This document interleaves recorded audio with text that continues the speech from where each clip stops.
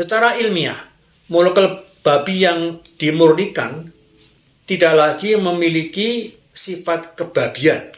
Karena itu, mengharamkan zat pada level ini bisa dianggap kurang rasional jika didasarkan hanya pada sifat fisik atau kimia. Sifat kebabian dapat dilihat sebagai keterkaitan zat dengan asal-usul biologisnya, yaitu babi.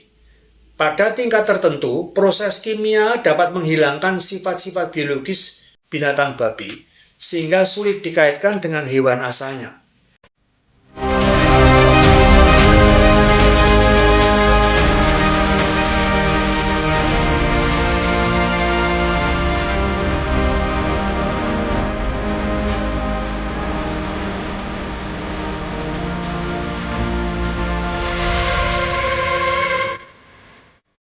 Sobat sehat dan bahagia yang tercinta, kali ini kita akan diskusikan tentang makanan yang haram dimakan, khususnya sebagai contoh biasanya adalah seputar babi.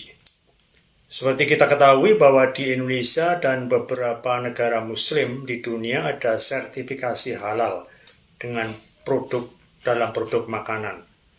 Mulai 18 Oktober 2024, semua produk yang beredar dan diperdagangkan di Indonesia wajib bersertifikat halal. Hal ini sesuai dengan amanat Undang-Undang Nomor 33 Tahun 2014 tentang jaminan produk halal. Beberapa produk yang wajib bersertifikat halal diantaranya adalah makanan dan minuman, bahan baku, bahan tambahan pangan, dan bahan penolong untuk produk makanan dan minuman, produk hasil sembelian, dan jasa penyembelian. Dalam sejarah pengharaman babi dalam agama Yahudi dan Islam, serta perbedaan pandangan dalam Kristen, memiliki akar yang kompleks, mencakup aspek agama, sosiologi, ekonomi, dan budaya. Dalam agama Yahudi, dalam kitab Taurat, di dalam Levitikus pasal 11 ayat 7-8 dan di kitab Ulangan pasal 14 ayat 8, babi dilarang karena meskipun memiliki kuku belah, hewan ini tidak memamah biak. Oleh karena itu dianggap najis. Dalam agama Islam, Al-Quran melarang babi secara eksplisit dalam beberapa ayat, seperti dalam Al-Baqarah ayat 173, Al-Ma'idah ayat 3, Al-An'am ayat 145, dan An-Nahl ayat 115. Daging babi dianggap haram karena dianggap kotor dan dapat merusak spiritualitas. Dari sisi sosiologis, pengharaman ini dilakukan untuk menjaga identitas komunitas. Dalam konteks masyarakat awal, Yahudi dan Islam, larangan makan babi membantu membedakan kelompok Yahudi dan Muslim dari masyarakat non-Yahudi atau non-Muslim. Menghindari babi menjadi simbol ketaatan terhadap hukum Tuhan, memperkuat solidaritas sosial di kalangan penganut. Dari perspektif ekonomi, babi dianggap tidak ekonomis di wilayah Timur Tengah kuno karena memerlukan air dan makanan yang banyak, tetapi tidak menghasilkan susu, wool, atau tenaga kerja seperti hewan ternak lainnya. Babi juga rentan menyebarkan penyakit seperti trichinosis, sehingga menjadi alasan pengharaman secara praktis. Dari sisi budaya, konsumsi babi dalam budaya Timur Tengah sering dikaitkan dengan praktek paganisme, agama paganisme.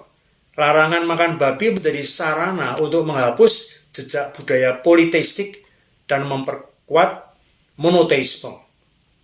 Mengapa Kristen sekarang tidak mengharamkan babi? Ajaran Yesus Kristus dan para rasul menghapus banyak hukum makanan Yahudi. Dalam Perjanjian Baru, Markus pasal 7 ayat 18-19 dan Kisah Para Rasul pasal 10 ayat 9-16, Yesus dan Rasul Petrus menyatakan bahwa makanan tidak membuat seseorang najis secara spiritual. Fokus agama Kristen adalah pada moralitas batin dan hubungan spiritual dengan Tuhan, bukan dalam ketaatan hukum ritual seperti dalam Yahudi. Ketika Kristen menyebar ke luar komunitas Yahudi, ke kalangan bangsa Romawi dan Yunani yang tidak memiliki tradisi mengharamkan babi, Maka menghilangkan larangan makan babi mempermudah penyebaran agama ke masyarakat non-Yahudi. Dalam wilayah Eropa, tempat Kristen berkembang pesat, babi lebih ekonomis untuk dipelihara karena iklim dan sumber daya mendukungnya. Penghapusan larangan makan babi oleh agama Kristen merupakan bentuk adaptasi budaya yang memungkinkan agama ini lebih diterima dalam konteks masyarakat non-Yahudi. Dalam masyarakat Arab pra-Islam sudah memandang babi sebagai hewan yang najis, meskipun tidak ada larangan agama formal sebelum Islam. Dalam konteks penyebaran Islam, pengharaman babi mempertegas perbedaan antara komunitas Muslim dan non-Muslim, seperti Kristen Bizantium yang mengkonsumsi babi. Kondisi geografis Arab yang mirip dengan kondisi tanah Yahudi yang panas dan kering tidak mendukung pemeliharaan babi. Hewan ini membutuhkan air dan makanan lebih banyak dibandingkan kambing atau unta yang lebih tahan terhadap kondisi ekstrem gurun. Secara ilmiah, molekul babi yang dimurnikan tidak lagi memiliki sifat kebabian. Karena itu, mengharamkan zat pada level ini bisa dianggap kurang rasional jika didasarkan hanya pada sifat fisik atau kimia. Sifat kebabian dapat dilihat sebagai keterkaitan zat dengan asal-usul biologisnya, yaitu babi. Pada tingkat tertentu, proses kimia dapat menghilangkan sifat-sifat biologis binatang babi, sehingga sulit dikaitkan dengan hewan asalnya. Lain halnya pada jaringan seperti kulit, daging, atau organ babi, itu masih jelas memiliki sifat kebabian, karena masih berupa bagian tubuh yang utuh.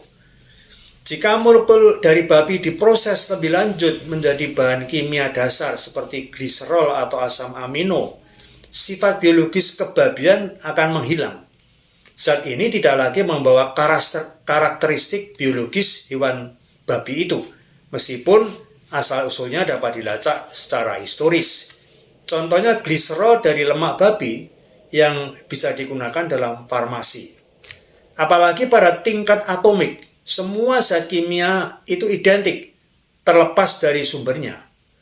Karbon, oksigen, dan hidrogen dari babi tidak berbeda dengan atom yang berasal dari tumbuhan atau mineral yang lain.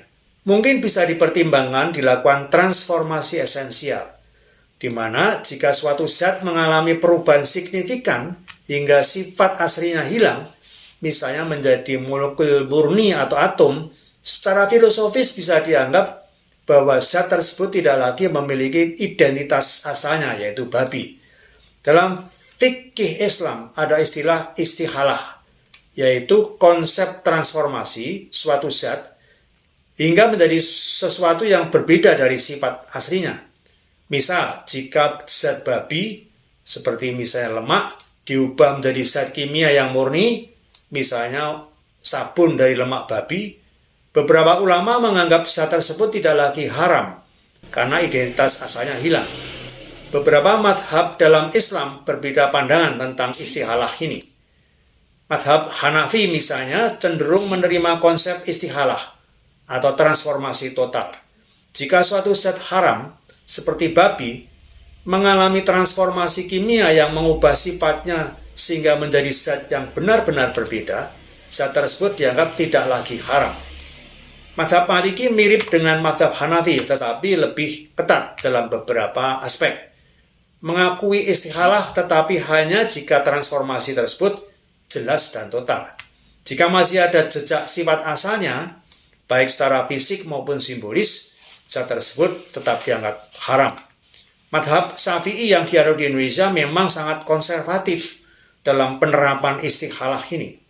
Transformasi total zat babi tidak cukup untuk menghalalkan zat asalnya jika asal-usulnya jelas berasal dari babi. Mazhab Hambali hampir sama ketatnya dengan mazhab Syafi'i, tetapi sedikit lebih fleksibel dalam konteks darurat atau kebutuhan mendesak. Jika bahan babi digunakan dalam obat-obatan dan tidak ada alternatif, penggunaannya dapat diperbolehkan. Kalau dalam tingkat atom semua benda sudah tidak mengandung sifat asal benda itu, bagaimana dalam tingkat lebih kecil dari atom?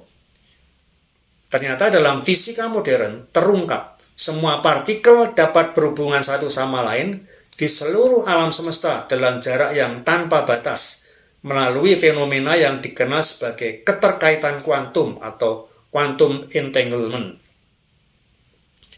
Jadi semua zat di dalam alam semesta bisa berhubungan tanpa terpengaruh oleh jarak, meskipun di tingkat makroskopis mereka terbagi dalam benda-benda seperti manusia, babi, kambing, air, udara, tanah, api, logam, dan lain-lain.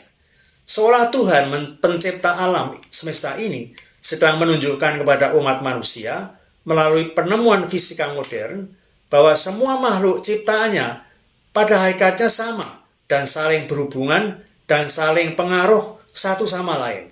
Semuanya adalah sama sebagai makhluk ciptaan Tuhan yang tunduk pada aturan dan ketentuan alam semesta.